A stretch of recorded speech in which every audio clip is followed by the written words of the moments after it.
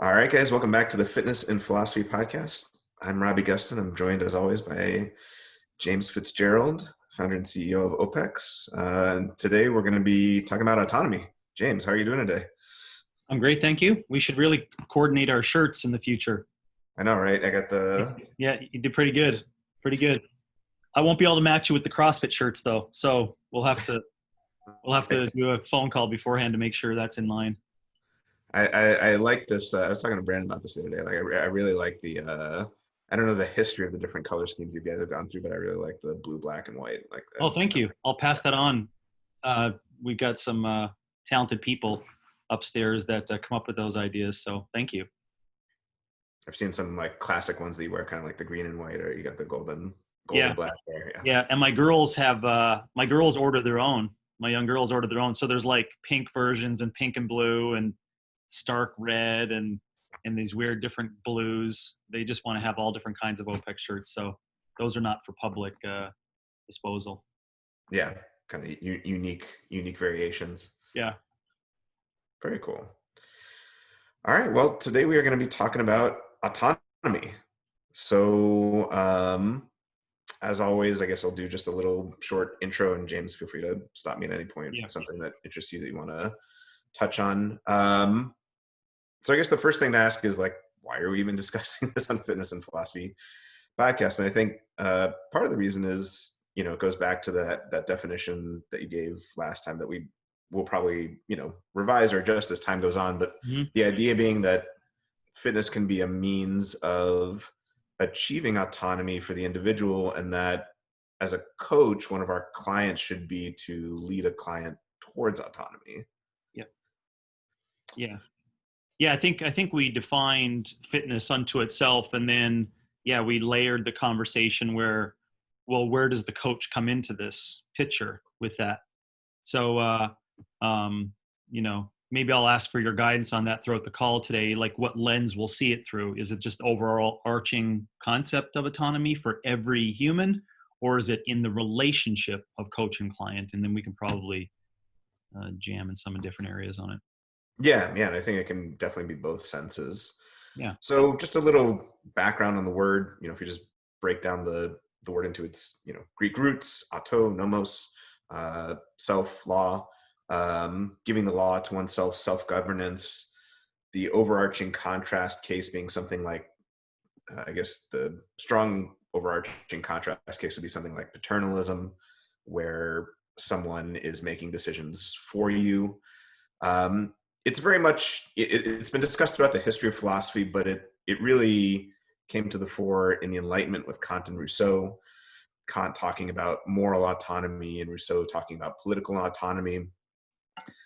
And they're different types. So one of the things we'll be concerned with today is, like you were saying, James, there might be a sense in which a coach can give a client autonomy in the sense of they're progressively able to do more things on their own, but there might be this broader sense of autonomy in which fitness is a means of getting more self-determination in one's life. Yeah. Yeah. Was it, if you can provide, maybe we'll attach it to some references to just some basic reading on that idea as well, from Kant and Rousseau, or because I know I would, you can correct me if I'm wrong, but Kant probably started the perspective of self-governance and autonomy for oneself. Agree? Yeah. Okay. So a short one that people could start with is Groundwork for the Metaphysics of Morals. That's just like a quick, short Okay. read. Okay. He talks a lot about autonomy there, and he's influenced pretty heavily by Rousseau Okay. and his thoughts on Super. autonomy. So just to give people, like, I guess, a sense of what autonomy might mean in more concrete sense, there are a few different famous ideas from philosophy that might help people get a better grasp of this. So political autonomy. So the contrast case here is being under the rule of a king or a despot or a tyrant, where someone else is making the decisions for you. Obviously, in today's culture, in today's situations, there are, with what we're going through right now, there are interesting discussions around Mm-hmm.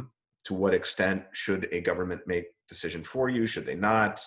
In the interest of public health, there are all these tensions, right? On the one Yes. hand, we want liberty in one sense for us to be able to pursue our own path, assuming we don't conflict with the autonomy of someone else, Yeah. and then that can conflict with collective goals to a Yes. certain extent. Yeah.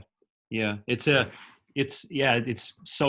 such a, you and I didn't propose to talk about this because of that to today, but Right. it does bring up a really interesting, you know, parallel story that people could latch onto, and know that we're not doing it for the purpose of defining what personal autonomy will be in fitness. But today it certainly does make you ask a lot of those questions on what, especially you had the words in there of liberty, and freedom has to be attached inside of this, and that's what we're talking about in fitness too, is this liberation and freedom of expression, physically, such that it leads you to adapt and be as resilient as possible, and right now today, as you mentioned, I appreciate the interlude on the what's pertinent and timely. That's a really, I'm glad you mentioned it, because some people may not even know how to language what they're feeling, Robbie. And I think what you just described is like what they're feeling is like, I'm torn, and they don't know how to describe what torn means, right? Right. And I think they're torn between that concept of like, I really do feel that I want to have some self-responsibility and ownership for this direction that I want to do, right? For my business and my health, my family, etc.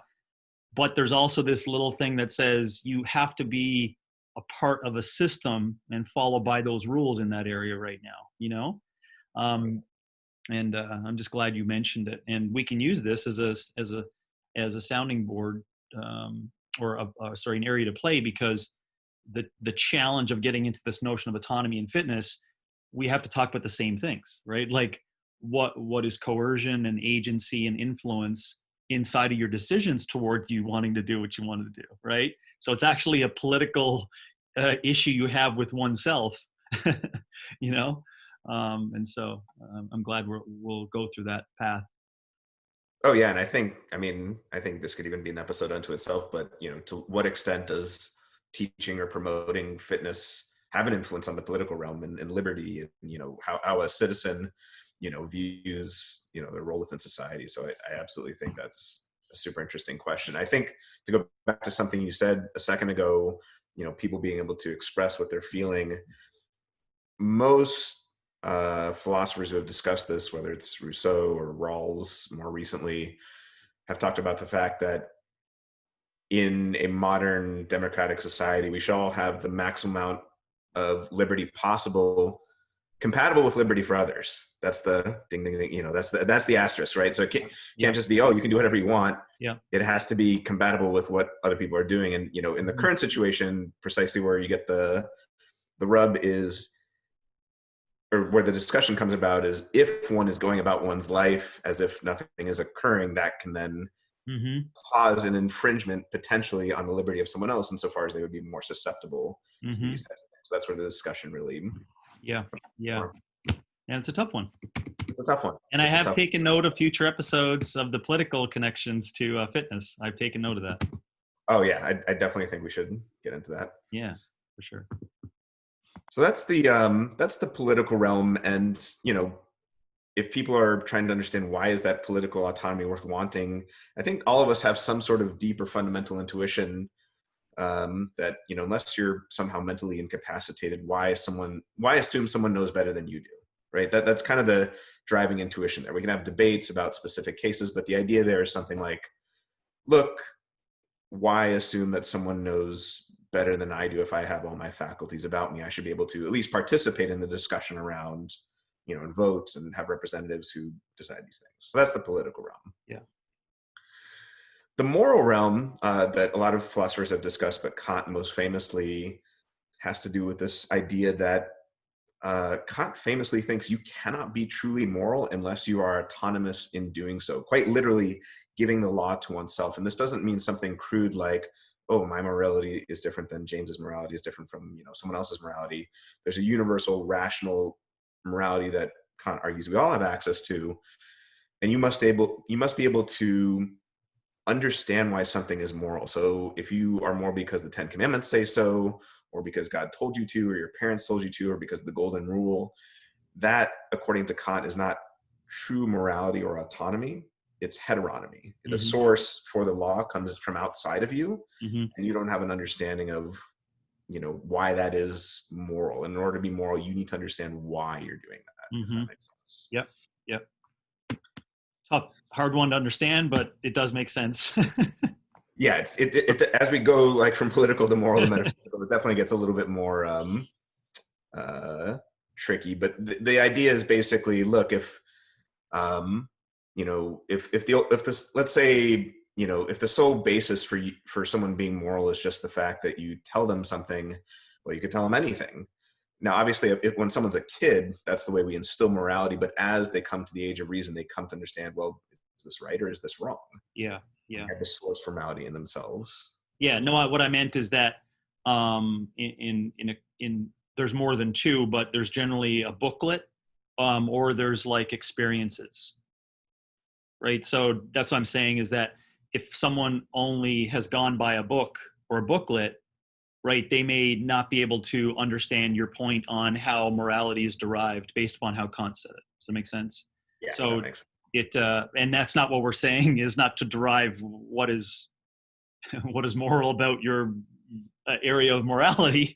It's just to say that's how he derived at this challenge around what is truly autonomy, right? Yeah. Right, and it's not in any. I mean, Kant. It's not in any way saying that someone who's religious can't be moral. Not in any way, shape, or form. It's just saying that in order for you to be truly moral in that sense, whether it's the Ten Commandments or God told you, you need to recognize that yourself, have the understanding yourself of why that is Yes. moral. Yes.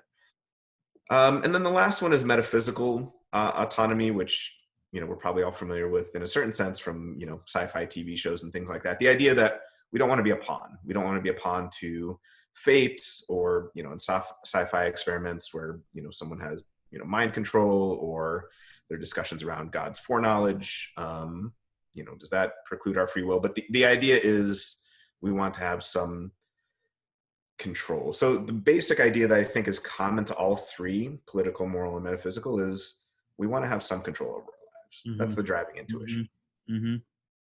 Mm-hmm. And more broadly, the determining factor in how our lives go, to a certain extent, admitting that there's a lot about our lives that is not in our control, but the determining factor about how our lives go is in some sense up to us. Yeah. That's the driving idea. Yeah. Yeah. And I hope people are now starting to see the big challenge around the concept of autonomy and fitness, being that how do we create the faculties, or discuss it, or create conversation, or open people's minds to the fact that I think, first of all, Robbie, for everyone to realize, most of us in a generalized statement are controlled by a concept of what fitness is and how it serves us. Right? So we're proposing this idea that is so far away in like the steps needed to get there, that this is what I'm hoping, at least what you just mentioned there, is opening up people's eyes, especially because you use the word control.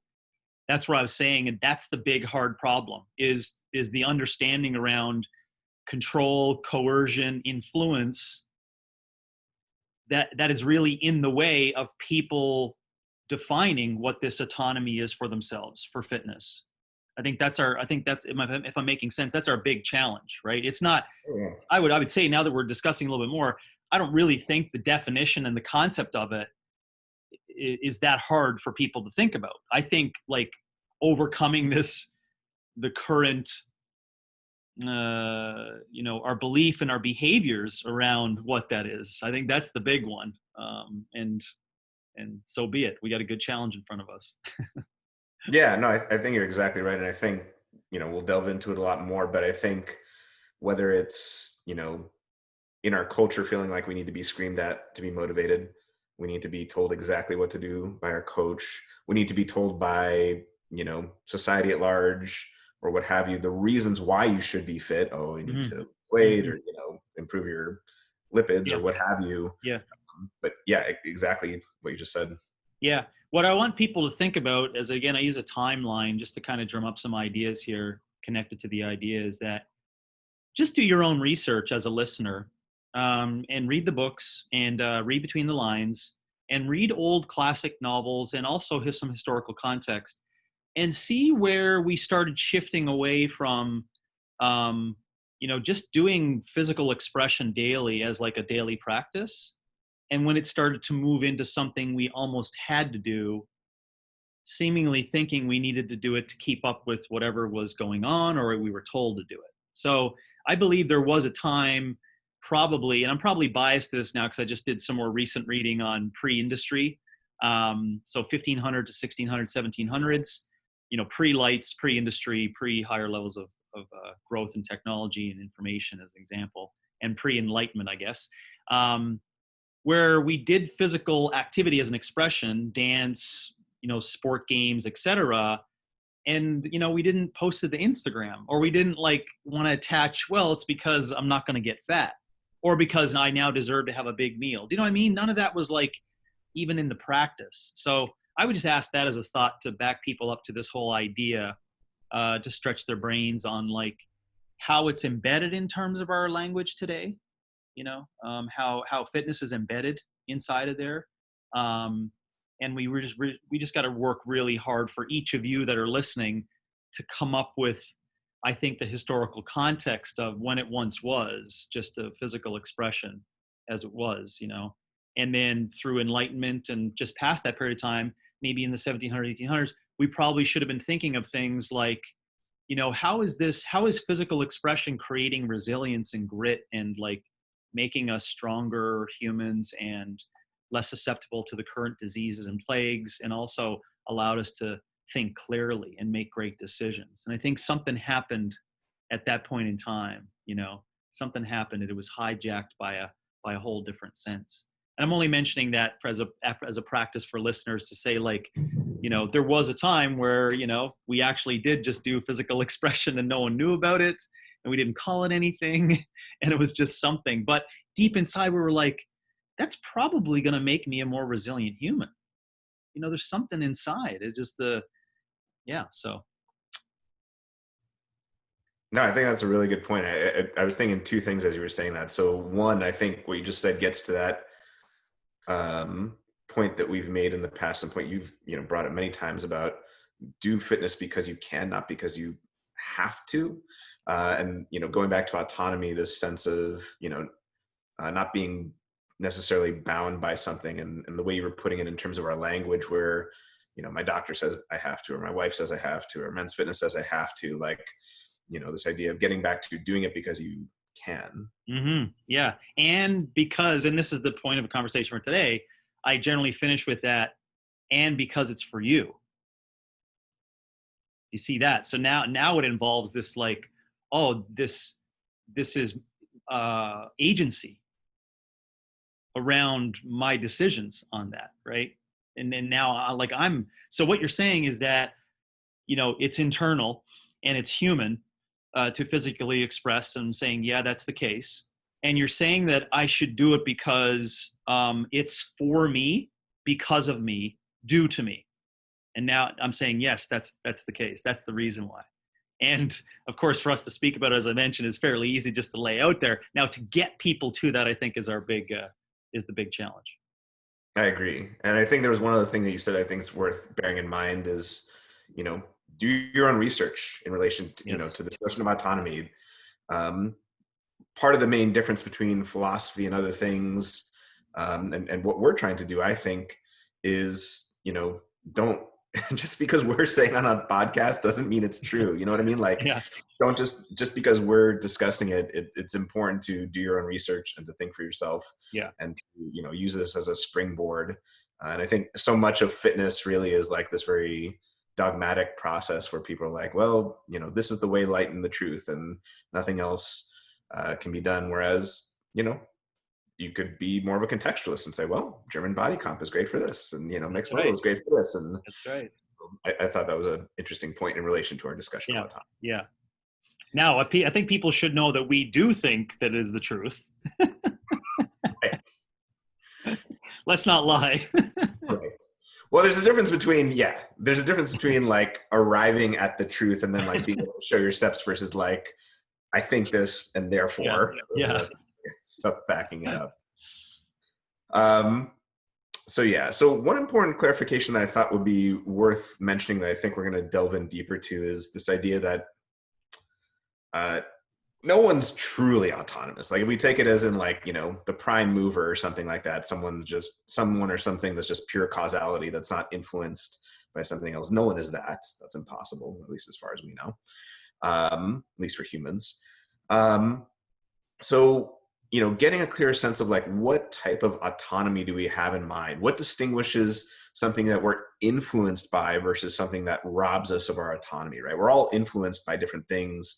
We're born into a certain time, a certain place, with certain parents, certain culture, language, all the rest of this stuff.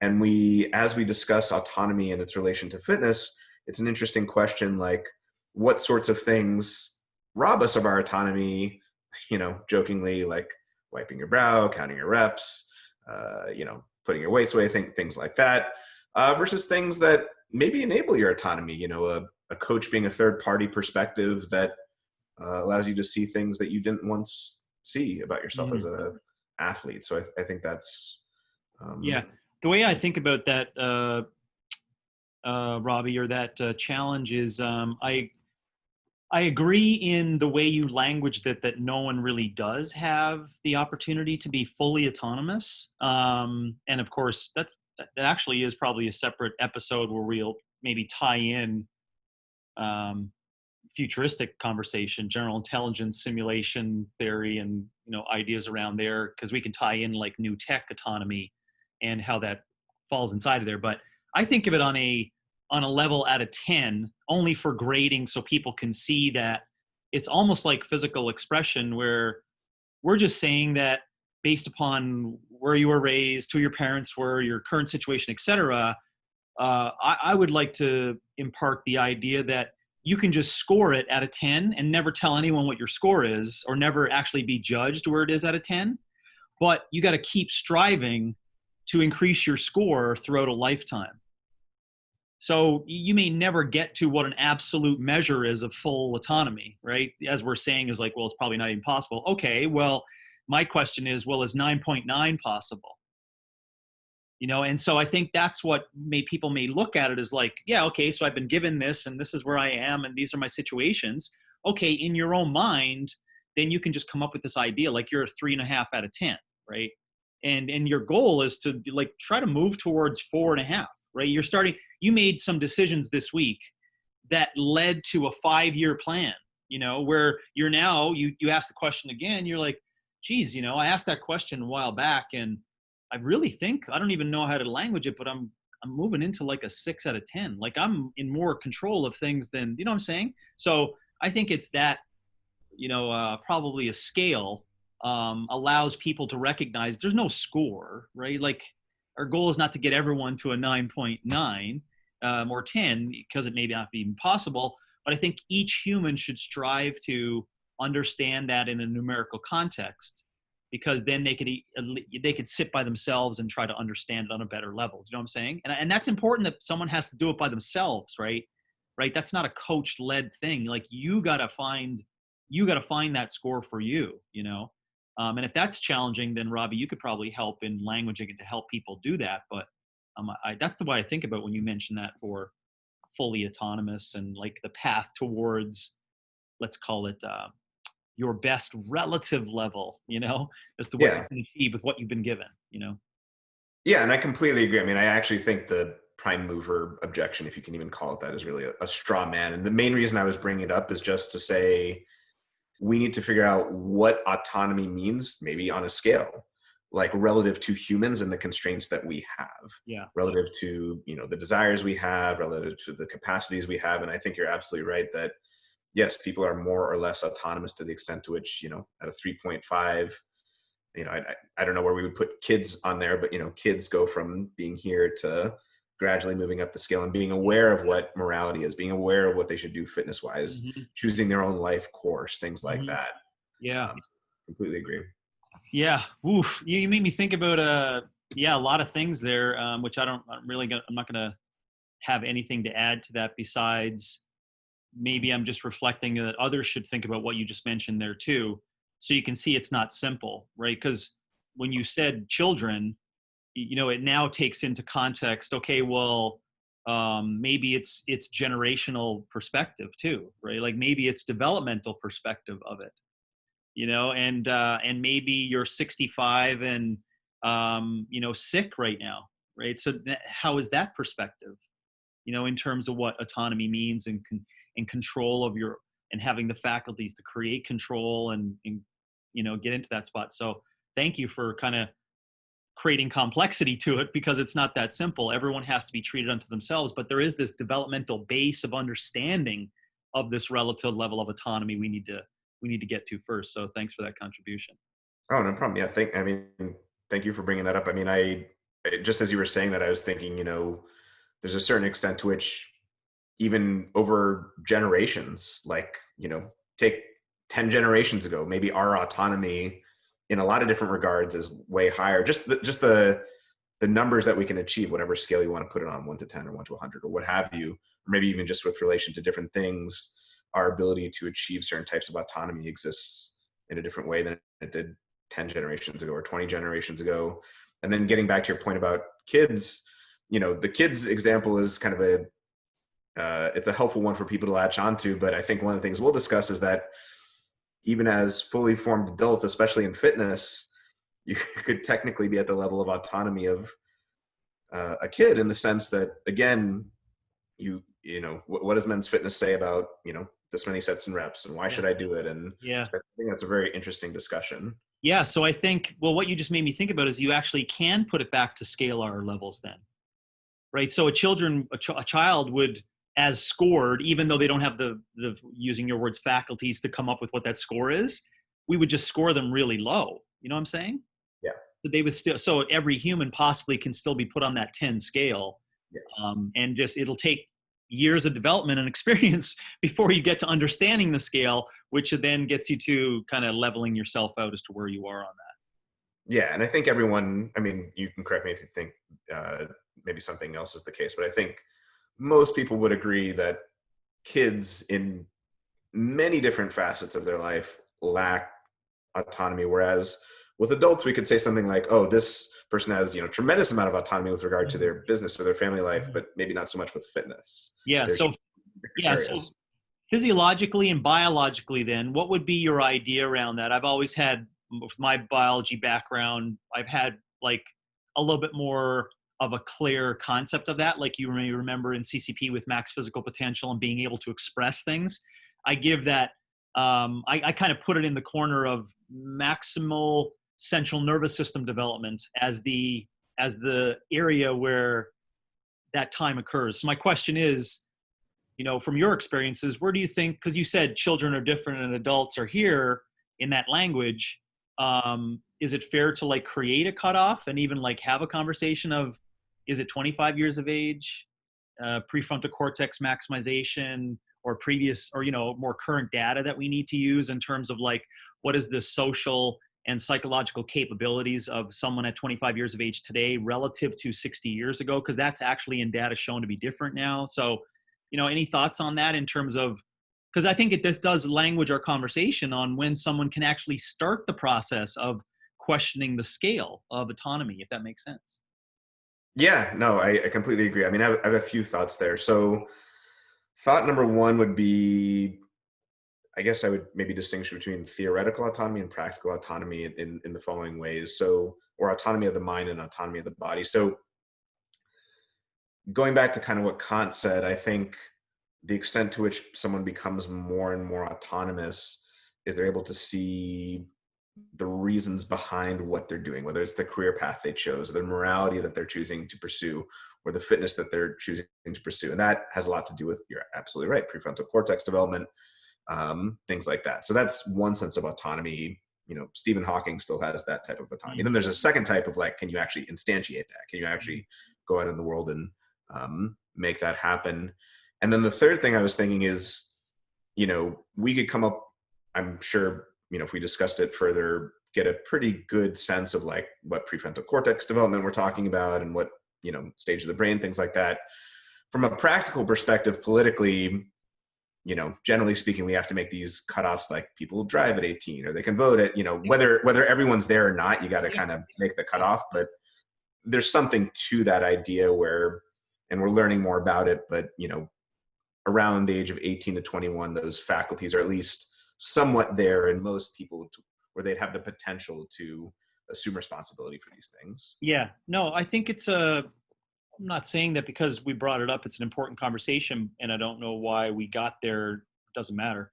But I think it is key because it's inside of the fitness landscape story, right? Because, we're assuming here that the conversation we're talking about, fitness is not only specific to an audience, right? I mean, we're talking fitness for a lifetime. Therefore, autonomy for a lifetime has to be inside that conversation, right? So we can then at least derive how we got here and why a 21-year-old's concept of autonomy in fitness is like, they're like, what? What? I made mention of it on a call the other day that, you can just imagine if, back in the 1930s, or I'll fast track it a little bit, where JFK was like, it was for a good reason. It was like, we're going to be a harder nation, we're going to be a stronger nation. We need that. Right. And everyone at that time got inspired. We could argue till day and night, of the intentions around that, but just imagine at that point in time across the globe, everyone just got on board with this, like, yeah, we just got to be, we got to be fit because it's just inside of us, Now that didn't happen, by the way, and everything since then has been downhill, to be completely honest, right? There's been a few that are kind of like, man, this fitness thing might be good, so I'll keep trying it. And then of course there's those that attach to fitness and performance, health and performance, or anti-disease and performance, etc. But I was just thinking that you can just imagine that if that all happened, and this is what I made mention of the call the other day with regards to autonomy, and all of this education in the public school system, whether at homeschool or young, for kids age like 4 to 18, can you imagine if there was no scoring to their physical education practice? There was no testing on it, and they were kind of taught, and it became a part of the process to do it once a day, every day during the week, Monday to Friday. What do you think you have coming out the other end of those 18-year-olds into this world, right? Just visualize that. You now have, I would argue, young adults that don't need a fitness coach. Do you see my point? Is almost like we think of fitness and fitness autonomy. It's so hard to stretch our brains to think that it's unlike driving. Do you know what I mean? To your point, you learn and you're responsible and you get up to speed on driving. Now get out there in the chaos. And we're like, well, I guess now you just drive till you're 75 or you can't do it anymore. With regards to fitness, we're like, oh, whoa. We got to like teach you this shit for the next 15 years, in a class with music and lights and et cetera. To see my point is like, imagine if they came out at 18, so back to my whole point is, I think it's so hard to stretch our brains on like the concept of, an 18-year-old having even possibly the unknown ability to just like do physical expression because it was just a daily practice. I think it's even hard for us to even mention. And so maybe that gives us a little bit of inspiration, Robbie, to figure out, how do we actually knock down all the pieces that are necessary to create that environment and that story and that understanding, anyways, I just thought about that based upon our conversation and your points on demarcating, right? Like, okay, you can drive at 18. Good luck with that, right? Why don't we say the same thing for fitness? I think that's an interesting question.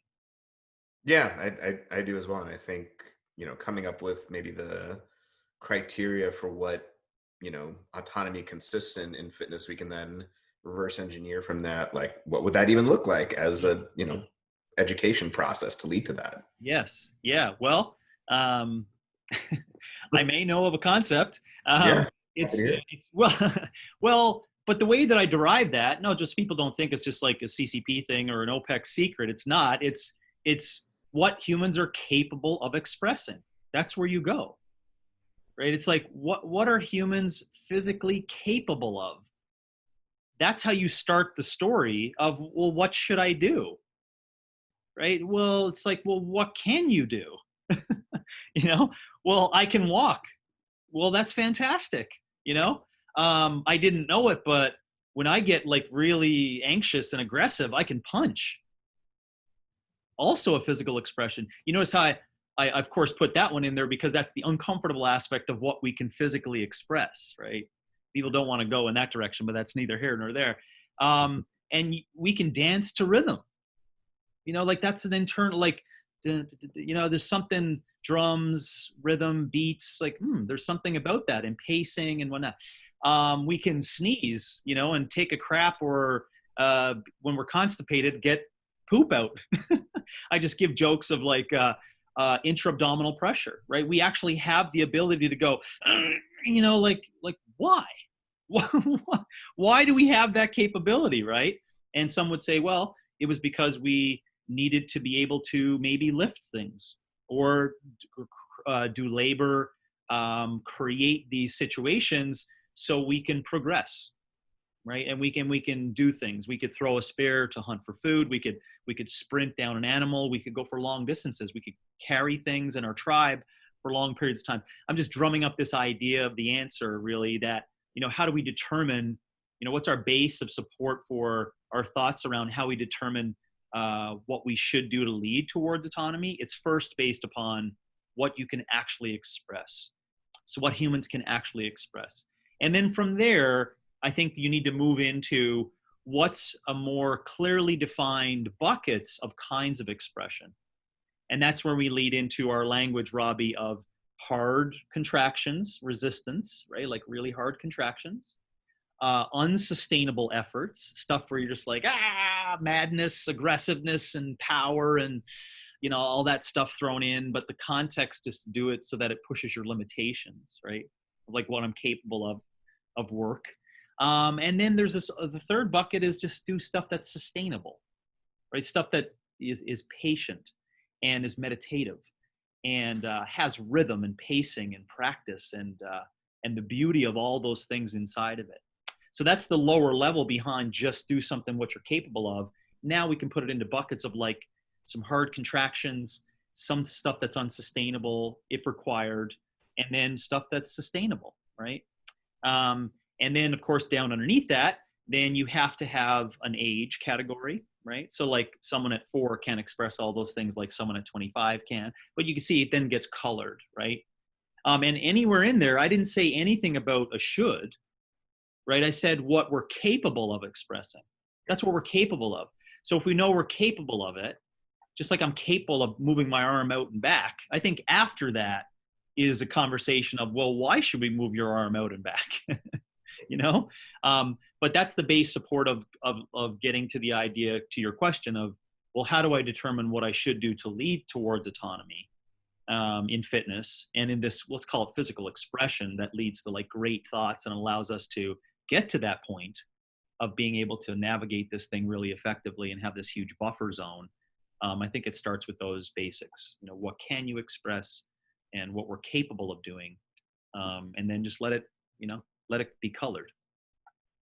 Yeah, and correct me if I'm wrong here, but it seems based on what you were just saying, we were talking about established criteria for what autonomy would be in fitness and then talk about how it could be brought about. It seems like maybe one of the roles of what true physical education should be is at least initially exposing you to various iterations of what you can do. Yes. Exposing you to strength elements and exposing you to sustainable elements and to unsustainable elements. And then maybe after that, having a conversation around what you should do, like you were saying.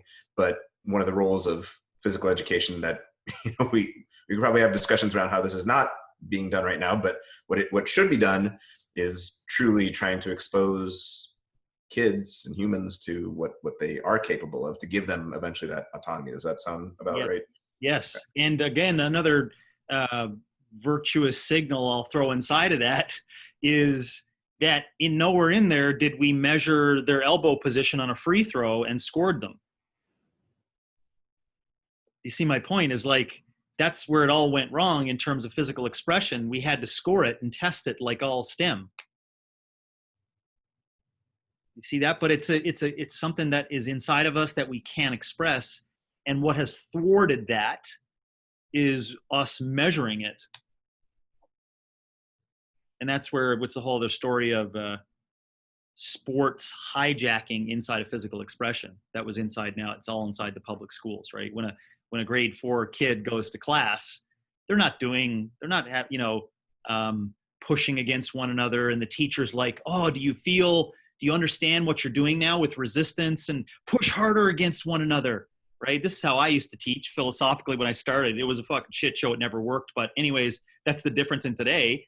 They're not doing that, right? And they're not doing things like, I want you to pick 5 different tasks, and I'm going to put a 12-minute clock on the board, and I need you to move around the room and do all of those tasks, and this is your goal, just to keep it sustainable in all the stuff that you do. Now go ahead and do it. You see what I just did there? I'm just asking them to overcome these movement challenges right inside of that. Just backing up to your point, your comment that I picked up on, for nowhere in there did I create this absolute score of what someone should do for physical capability and expression. Everyone's going to do it unto whatever they're capable of. There's no assessment of that, right? And so I think that's what's like stopped the whole early progression, to my point of not sending out, millions of 18-year-olds every year out of the public system. And they're like, now I'm ready for this thing, and they see a Globo Gym. They're like, why would people do that? Why do you need direction on that? Isn't it just a daily practice? Right? I was taught since I've been 5. It's just like, do these tough contractions and maybe sometimes do sustainable stuff and do sustainable stuff, so that when they go to the park, someone's like, I mentioned this story the other day, it's like, I want my daughter to go to university, and her friends are like, Hannah, let's go somewhere. Right. And she's like, no, I'm just going to go to the park and run around. And her friends are like, what? And they're like, why would you do that? And at 18, Hannah's like, I'm not really sure, but it's just my daily practice. Like, it's just what I do. You see that? So she's not even really autonomous, right? Because she doesn't even know what those pieces are that lead to that. I just try to tie all that back in of the age area and what you're capable of and what autonomy really can look like. Yeah. No, that's super interesting because, going back to one thing you said, like when you think about a lot of how we run physical education, like a lot of it's so tied to sports and what a coach says, and like maybe you get, obviously you get some exposure if you're on cross country to some sustainable stuff, and if you're the football kid, you get some exposure to weights and resistance, but like that's secondary to what you were talking about of like this general exposure to multiple different things that you are then capable of. Yeah. That you could then utilize later on. Yeah. And the reason why sport, there's a number of reasons why it's also not good, besides the fact that a lot of them are sacrificial physically and tied into like where they are at 40 years of age. That's beside the point. But is that the intentions inside of them could be well-intentioned, but the overarching intentions are unconscious approaches to physical expression, meaning that to your point, they're maybe doing unsustainable stuff in cross country, right? But the intentions are to be on a team and to win and beat the other team, right? You see that? It's not just to learn about sustainability. You get my point? Right. We're hoping that some people may leave those situations, right? And then they get that. But I can tell you personally, from my story, which would be an alarming one connected to it, no, a lot at that age attach themselves into who they are and what makes them up to the outcomes of that expression, which means that the intentions were not about discovery, right? They were about doing it to like kill other people or to like be popular or to, you know what I'm saying? So in football, right? It's like, that's very admirable, but just think about the intentions of that. Back to your point of like, maybe the football player, did some hard contractions, yes. But if you were to ask them, well, what's your intention of that? It's like, well, girls on Friday night. You know what I mean? Like that's the deepest intention, and that's okay. But we're just saying that it's malaligned right from the get-go.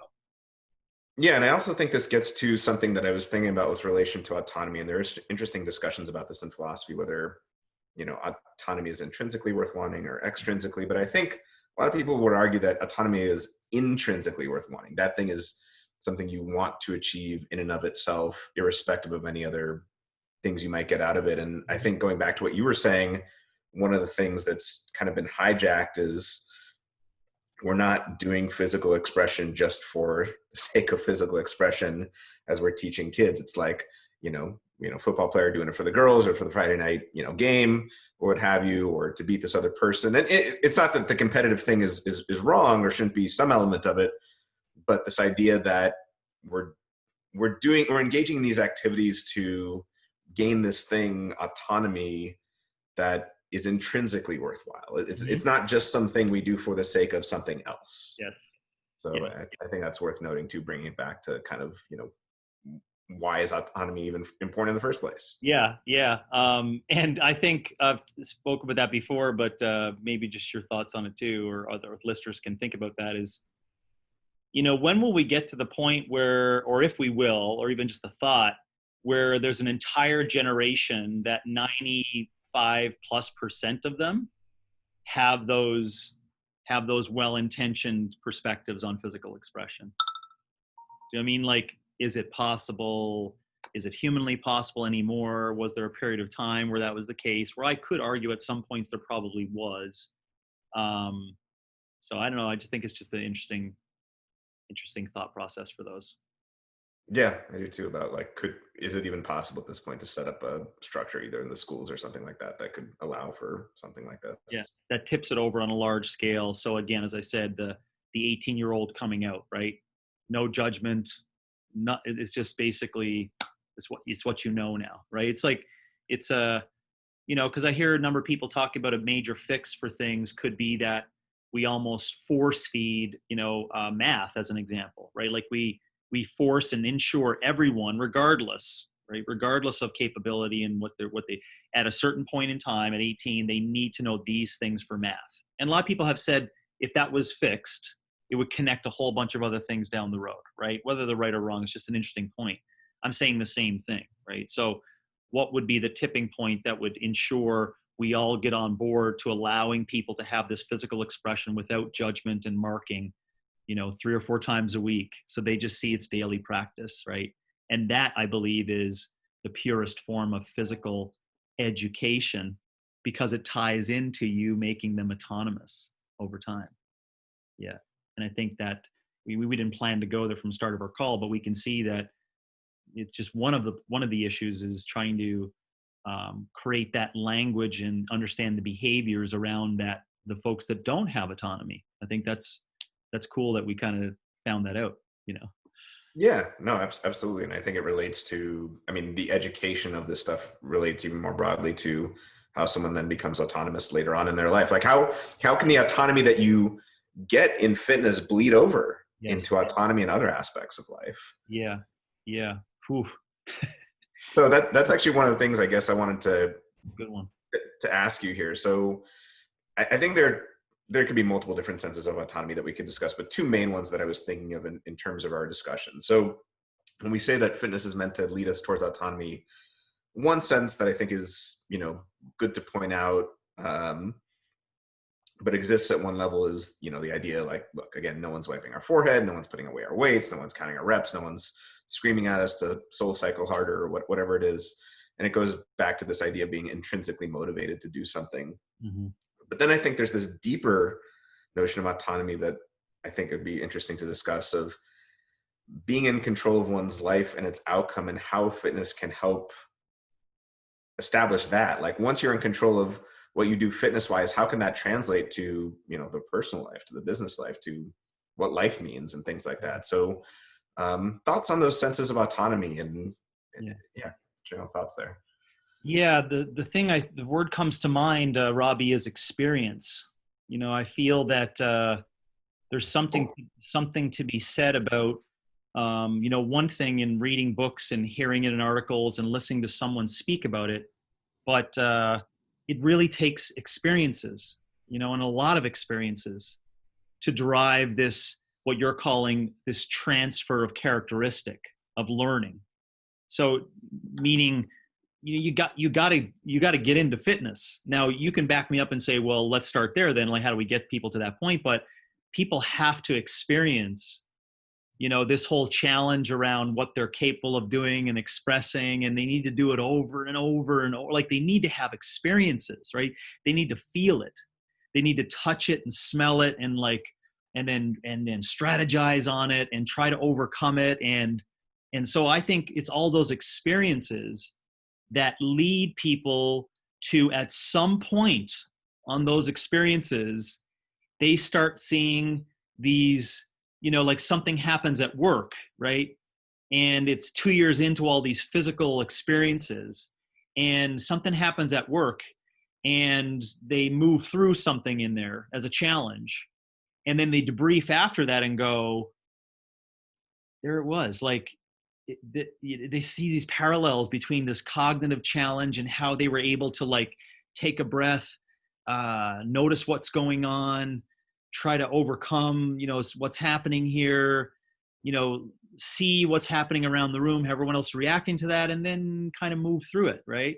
And then on the back end, they took that moment of debriefing and started this, level of gratitude around all the physical challenging experiences they had, and how those were just like a warm up to allow them to get to that situation and go, wow, if through all those physical experiences, it allowed me to see that that's a practice of something in which I'm in control of, and that I can express. This is the messed up thing, that they get this aha moment, that it can lead to characteristic transfer over to another part of their life, right?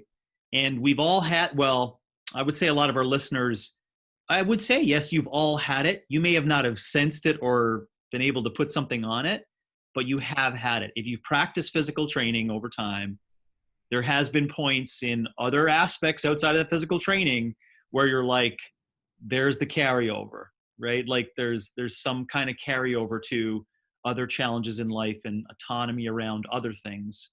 And it probably needs to be in a different language, probably, Robbie, I'm sensing, but at least agency, self-agency around all those other things, So I think it takes experiences.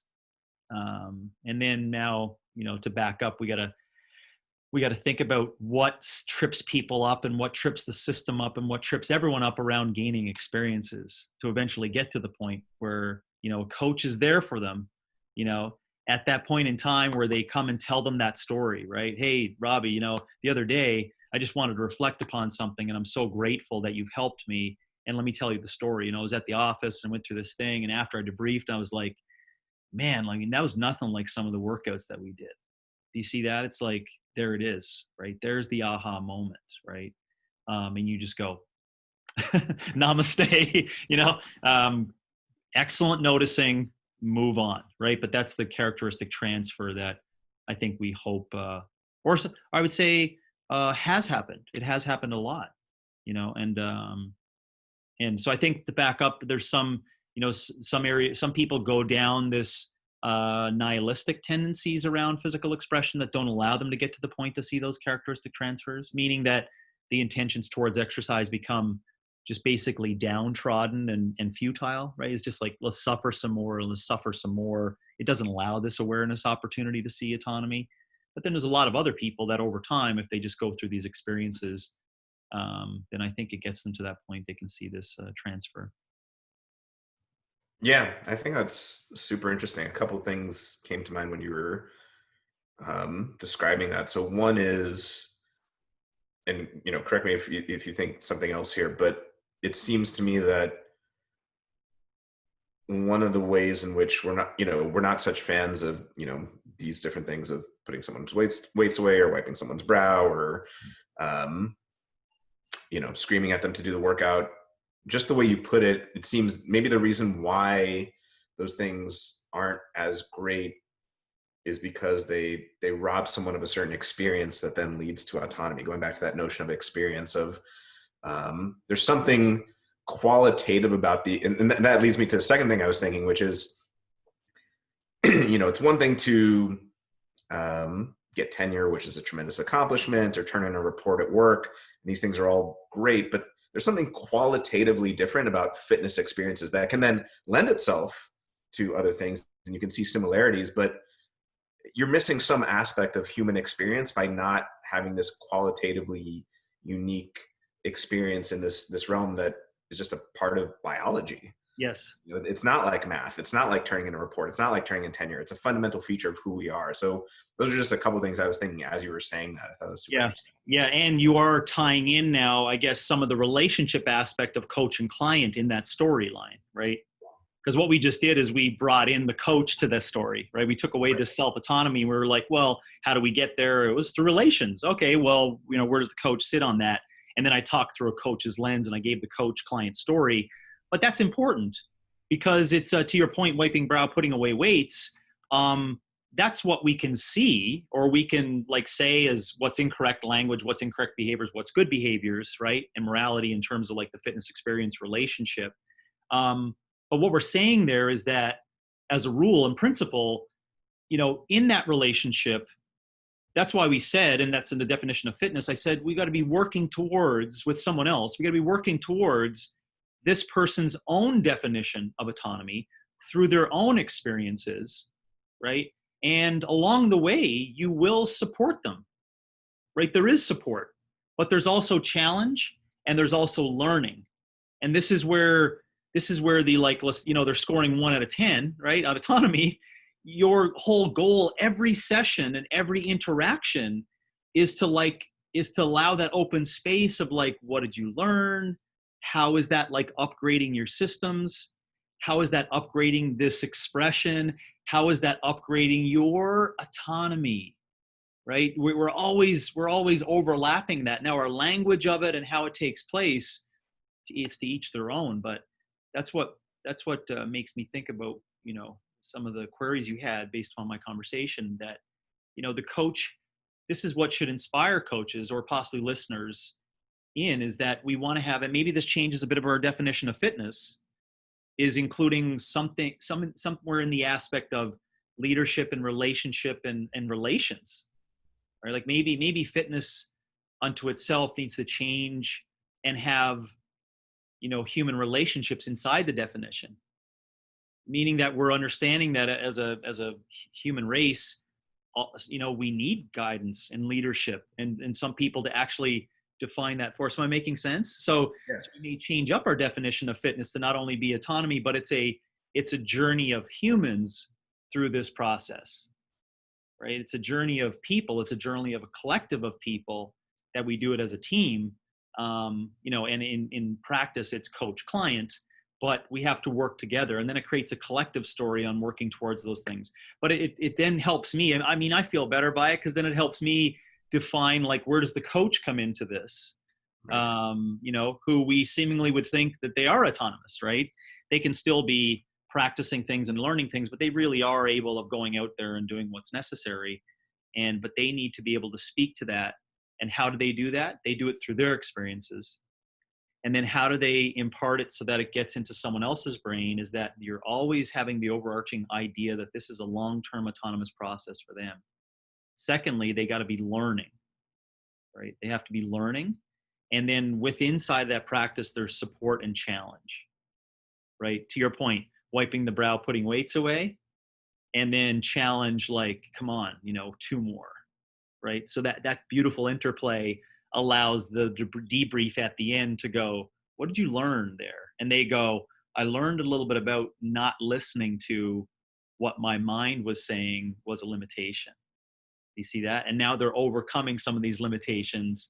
And then they go to the office and overcome that shitty story is like, aha moments, right? I didn't give in. I overcame those limitations. I really believed I could, et cetera, et cetera. It leads to, more positive opportunities towards autonomy. Yeah, absolutely. And not just physical challenges, but intellectual challenges as a coach, different ways of thinking around, how you think about your work or how you think about your life or, things Yeah. that you wouldn't typically get in what we standardly think of as fitness, like, Yeah. these broader conversations. Yeah. I love the idea there because we can not only then lay out this strategy element in terms of overcoming movement solutions, right? Along with just this thought process of what people should do for exercise. So there's 2 cognitive challenges there that are not even physical. It's like, how should I strategize to overcome these movement solutions, right? And how do I basically do these things and be competent enough to be able to perform them, right? So those are two, as you said, intellectual things even prior to the physical experience, right? So that even adds more flavor, is the mind brain challenge that people can get inspired by, inside of physical expression. That's kind of stops my brain a little bit, because then I start thinking about chicken and the egg. Right. What's coming first, right? Do you force physical expression so people are like, oh my God, I see things, Right. or is it like I need to like strategize to get to be able to see things? Yeah. Probably a mutually reinforcing kind of. Good answer. That's the philosopher's cop out, right? It's the turtles all the way down. They kind of, they all support each other. So going back to the coach thing, that was actually something I was curious about, and I wanted to hear your thoughts on. So, we could probably make a spectrum, right, of what we consider to be coaching that is more geared towards autonomy for the client, and coaching that's less geared. So obviously on one side is the stuff we talked about, wiping the brow, putting the weights away. And then there are other things like, you will do this because we program this, and this way of training is the only way of training. But I think on the other end, where you think of the coach as a guide to present you with these physical or even intellectual challenges that you have to overcome, I personally think, and I'm curious to hear your thoughts here, I've always been a fan of the phrase or the saying, any lawyer who represents himself has a fool for a client. And I think the same way therapists have their therapists, nutrition coaches have nutrition coaches. I think there's something to that third party perspective. So it's an interesting question about like, how does autonomy relate? Autonomy, we think of, okay, well, the individual is doing this thing and they're in control. But I think there's a sense in which the coach as guide could lend themselves to autonomy, in the sense that they are providing things that the individual cannot see themselves on their own, because they are too tied emotionally to certain things, or just don't have that third party perspective. I'm just curious your thoughts on that. Yeah, well, I think I see it as like a lens of the aspect of teaching is different than physical expression autonomy. And then that's just where my thoughts go on it, is that there's actually two things in place. We're making this assumption that the physical fitness coach fully understands the concept of physical autonomy and fitness autonomy, right? So they fully understand it. It doesn't mean that they have had the experiences or they're old enough or whatever, but as the coach and as they sit and how they act and behave, they fully understand it, and dare I say, believe in it as the highest order version of their relationships with people. Okay. So that's how I come into that conversation with. And then I just think, well, what is their role in terms of the relationship? Because it's a dyadic relationship. It's not a monad, right? It's a dyadic relationship of tension, where the teacher now is the teacher in what you were just saying. And I think, maybe correct me if I'm wrong, with the way I was perceiving it, is that we're trying to look at the teacher in terms of their own fitness autonomy. And I'm just saying it shouldn't be inside the conversation, because then it becomes Johnny, not the teacher. It becomes a monad of Johnny and his own physical autonomy. So I'm making the assumption and the presumption that the teacher has full awareness and concept and a belief in autonomy inside the relationship. And so then the challenges are proposed for them, I think, is a new challenge of how do you teach over time, such that as it looks like this when you start, like you're really dependent in a relationship, and then over time there's less learning and there's kind of check-ins, and then long term it actually moves away from one another, right? And that's the definition of autonomy. So it's like this, and then it becomes like this, and then it's like that. And that is truly defined autonomy, because the client has moved off over here, right? And they're on their own. They're self-governed, right? But they've picked up all of these characteristics and skills, and they've been educated for all this period of time, right? But still, the coach inside that story, I'm presuming, Robbie, way down here, they already know this entire story, and they believe in it. You see that? So I'm not sure if that's what you were interested in my thoughts on it, but that's where my mind goes in terms of where the coach sits in autonomy. For they themselves, I think it's two different stories. It's a teacher's story, and then there's like Johnny the coach's physical fitness story. Yeah, Which ironically, Johnny may still need a teacher. So right. Johnny the coach is like experiencing physical fitness and physical autonomy over time. But they may have just a different medium of a coach. So a coach may have a coach, right?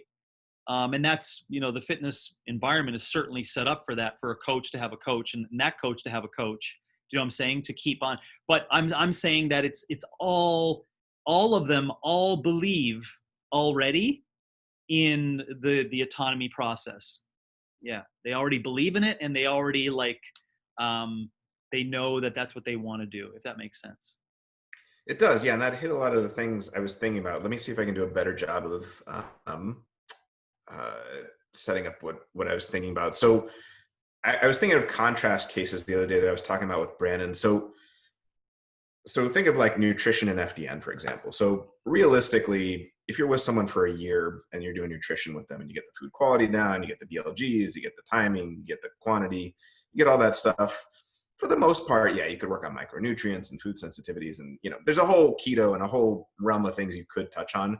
But generally speaking, someone doesn't need to do food journals for the rest of their life Yeah. and have a nutrition coach. Yes. However, this is where I'm curious your thoughts. Yes. I feel like there is an asymmetry in the case of fitness. I feel like in the case of fitness, going back to something you said either one episode ago or two episodes ago, we were talking about this note that as you go on your journey, you constantly want to be touching that limit of where you're at in terms of physical expression. And I personally think, but I'm super interested to hear what you think, that something that a coach can do is help you see where that's at in a way in which you can't necessarily see it for yourself. Even if you've been with a coach for 10 years, you get better and better at seeing it. Yes. But, unless you've done CCP or you have experience in programming, like having that third party perspective is helpful. What do you think about that? Yeah, no, I love that that you put it into me looking at it in two buckets. So the way that of nutrition and exercise, and then if we wanted to put behavior in there too, it would confound all of it. But we'll just go nutrition and exercise.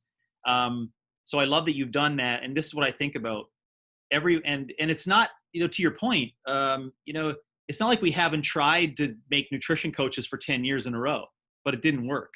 Right. You know what I'm saying? So it's not like we're just saying like, oh, well, what are those guys talking about? It's like, well, we've tried it and it just doesn't work. But I think it has to do with, it could be our acknowledgement that we probably know more about physical participation and physical challenges, about this word, or what I'll call potential.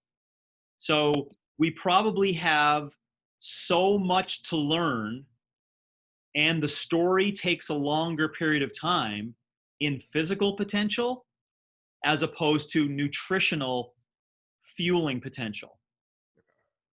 So there's this, like, a human comes in, they have this, let's call it a skill capability of getting to their highest potential of the nutrition behaviors, okay?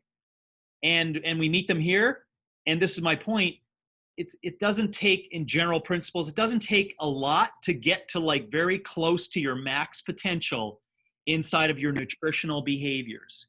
And then you just press rinse and repeat, right? And we could talk about all the drama that can go inside of, no, it's more complex than that. It's beside the point. But so inside of the physical expression, and we're not biased to this because, again, observation and empirical data has shown it to be, right? It's shown it to be.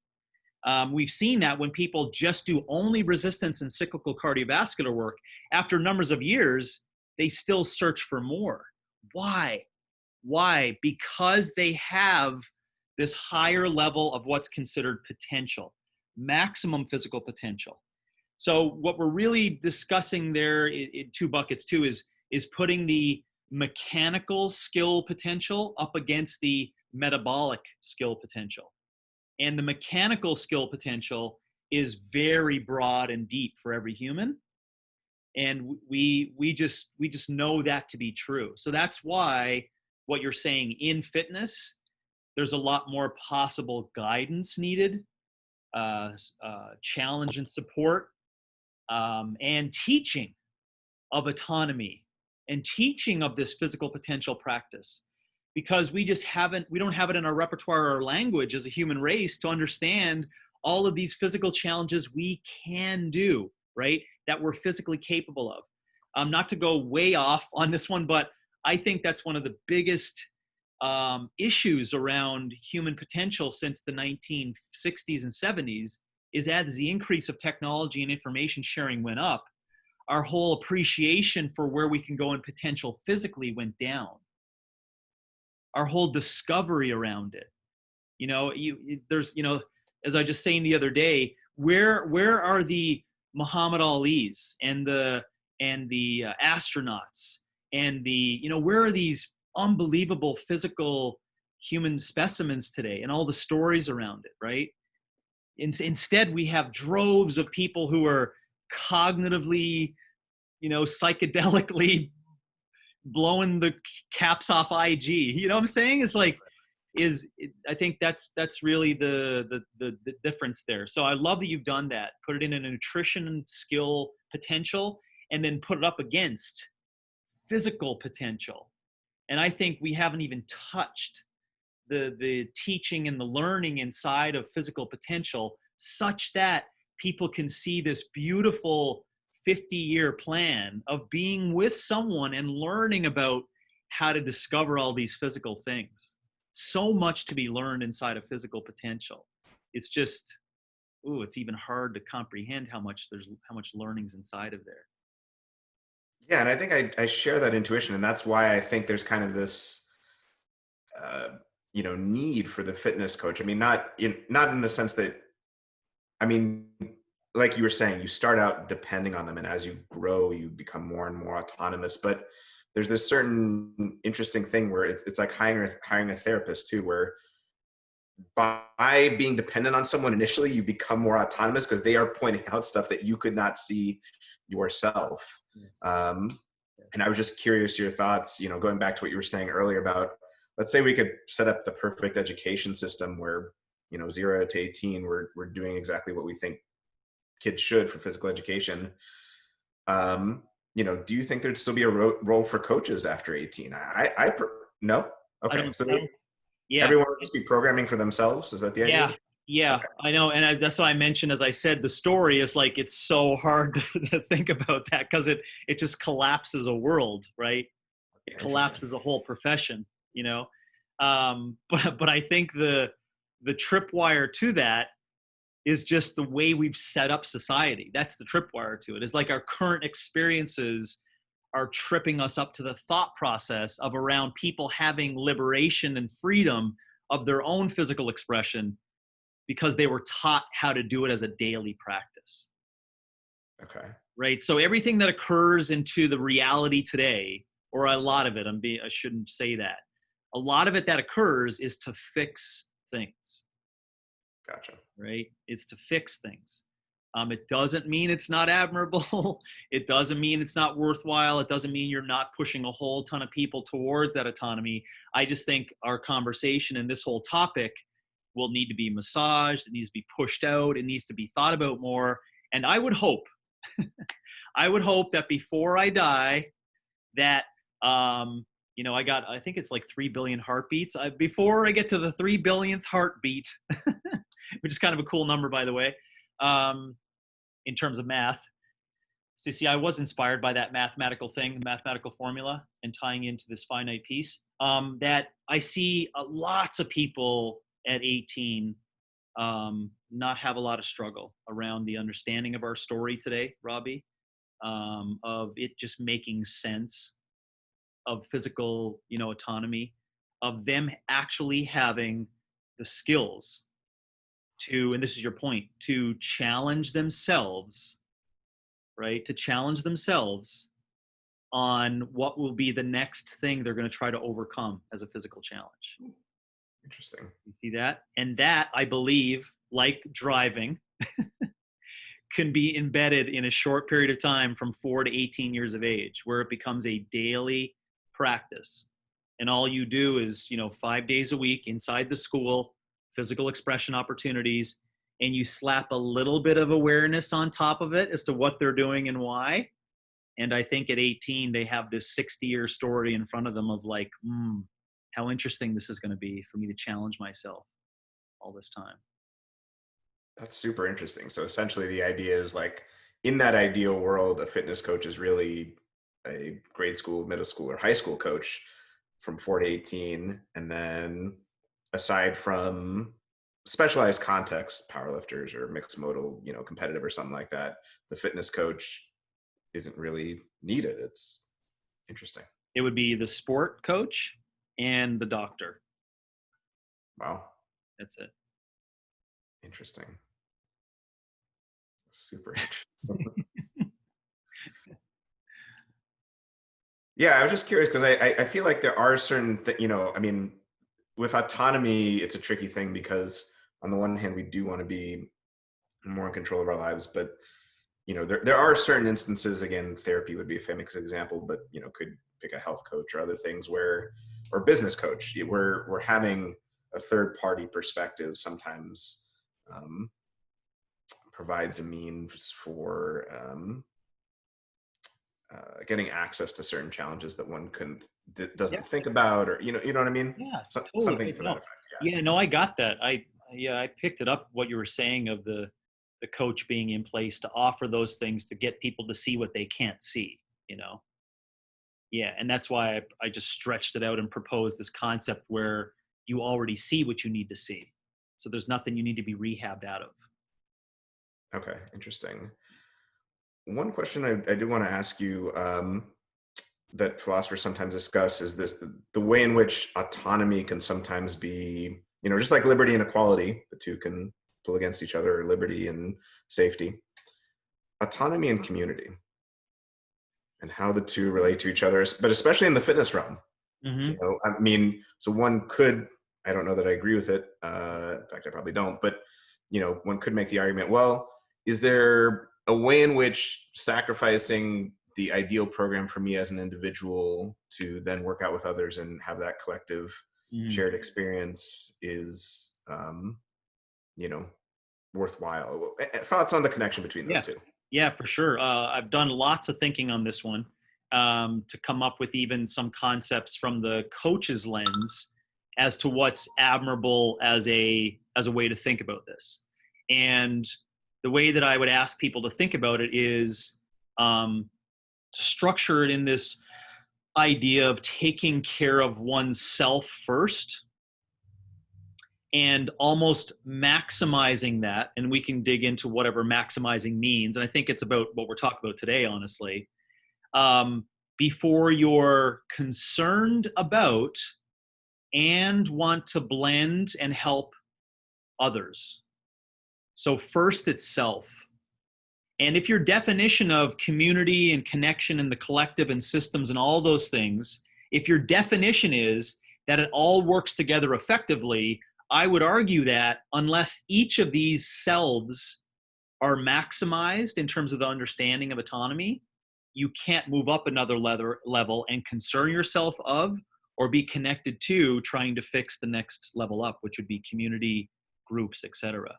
So I would say self before others, and this is a coach's lens of how I used it to framework it, before others, right? Before systems, before the collective. So this is a coach's lens, not a client in terms of where does community fit in lens, coach's lens. So as a coach's lens, you need to take care of all your shit first. Competency, learn all the shit, do the kettlebell courses, you know what I mean? Like understand fitness, love fitness, be disciplined about it, read the books, do precision nutrition, like self, right? Now you can truly, as defined by helping others, help others. Now you can help others. Now, you need to then be in the trenches and work with a shit ton of people before you decide to run a business and have a system of helping others. Do you see that? So what was the preempt to doing a really good, great system? i.e. a business or teaching others about it, you got to be really good at helping others first.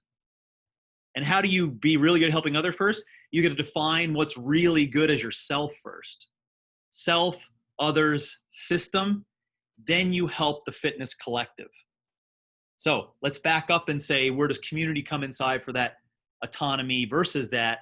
I think that person needs to have a really awesome grasp and be practicing in autonomy, all in on it, right? Bought into the concept of it before we can even have the conversation of them being a part of doing it with others. So can someone be participating with a community and also be striving towards and understand physical expression autonomy? Yes, most definitely. Most definitely. It's just that where does it impart the, I guess, the language and definition of when they become a true part of the community and start helping others when they really haven't fully taken care of themselves and their own autonomous, their own autonomy. And this, Robbie, whether you softball that one for me or not, this is the big challenge in terms of system offerings today, right? Because system offerings today, there's not a lot of systems in place to honor the perspective of what's required previous to our conversation of making someone realize their physical potential journey and what it's going to look like, because they get thrown into a community setting, i.e. others, too soon. Too soon. So it actually is all together, but in language of learning and adaptation, I think it needs to be demarcated that we need to define what's considered some loose form of what's a little bit of autonomy for that person before we discuss where's their autonomy amongst a community. So, I mean, just an analogy I'm thinking about as you're discussing this, correct me if you think this is, not the right way to think about it, but something along the lines of, get a base of gain and sustain before we even have the conversation about pain. So it's similar. I mean, obviously we're talking about autonomy versus community, but a similar type idea where you're saying get these foundational pieces in place before we even have that discussion about what is currently the foundation, but should not be.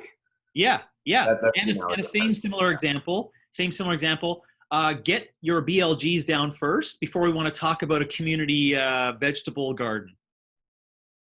You see that? I mean, that seems like a real simple, admirable thing, but it's like, no, wait. Like, you gotta honor sleeping 8 hours a night for 460 days in a row. It's like, let's just get there first. So this is what, and what is that? That is Jane's story and Janice's story and Billy's thing. Billy needs to get really good at that first before he could participate in community activities that are for the purpose of improving others and of improving the system. And then all of us participate in improving the collective when all that is in order. Gotcha. Interesting. Yeah. Very interesting. Good question. Well, you have any final thoughts on autonomy? I think we had a good discussion there.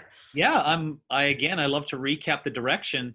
I didn't know that it would be as important for myself to understand the concept of the age that you threw into it. That really makes us just more well-defined some of the challenges that are around reaching autonomy. And I think I love the fact that we went in that direction as a discovery after your pre-qualification of how it was defined and for us to chew on it a little bit. So I really like that as a recap. Yeah, and I mean, on my end, like I'm I'll still probably be digesting this one for a while because it's just super interesting. But in any philosophy context, whenever you're discussing any concept, you're always, whenever you talk about what the ideal would be, that helps you assess what the current is, and just hearing you flesh out that ideal of autonomy and fitness, eventually being something like we've taught it to kids in school from 4 to 18, and then they are self-directing.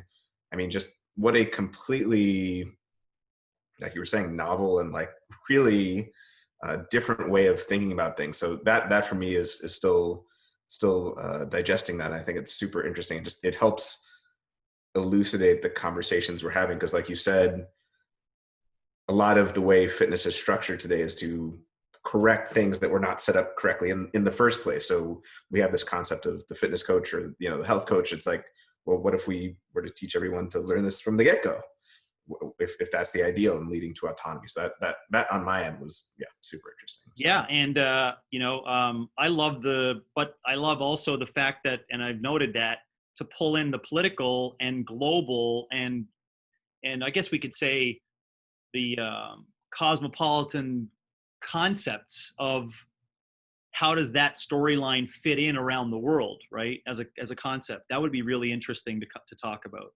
because then it will still allow, to the point, there'll be some challenges in different nations, for example, as to what they consider then, daily physical practices. You know what I'm saying? If we assume that whole concept. And in other countries, I think like in the USA, it'll still end up being where we currently are today, in 50 to 60% of most adults being obese. I still think, that's another interesting point of, or down the road, maybe we want to get into, is that even though people may have the skills to know what they could do for physical potential and participation and all the technical capabilities they've been learned 5 days a week from 4 to 18 years of age, I still think it may present itself with a society that's allowed to do whatever they wish. But because of the constructs of what an insurance would be around what our consideration is of sick care, et cetera, it creates a really weird zone that I think would be worthwhile us discussing in the future. Oh, I completely agree, man. Like, how many people, I can't think of a discussion where people talk about, fitness as it relates to being a citizen. I mean, usually it's fitness in relation to being in the military, or fitness in relation to being a Exactly. football player. Or fitness in relation to not getting sick. Right.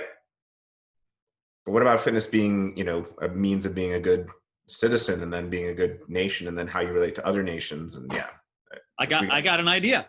Why don't I throw out some ideas on a knowledge series about obligation and duty for fitness? that would be super interesting. Yeah, well, let me have a go at it and see if we get fired from the interwebs. That'd be Thank really you so cool. much, Robbie. I always Thank you, appreciate James. your ability to educate on the basic things that we need as a framework of understanding to have these conversations. So thanks. Yeah, and thank you. Yeah, I think one of the coolest things about philosophy is like broadening your mind and horizons, and like just, yeah, every time I talk to you, just different conceptual possibilities that I hadn't previously thought of. So Awesome. Likewise. Thanks for offering the space to do it. That was the whole reason why I wanted to do it. So I appreciate it. yeah, no problem. All right, well, have a great day. Okay, take care.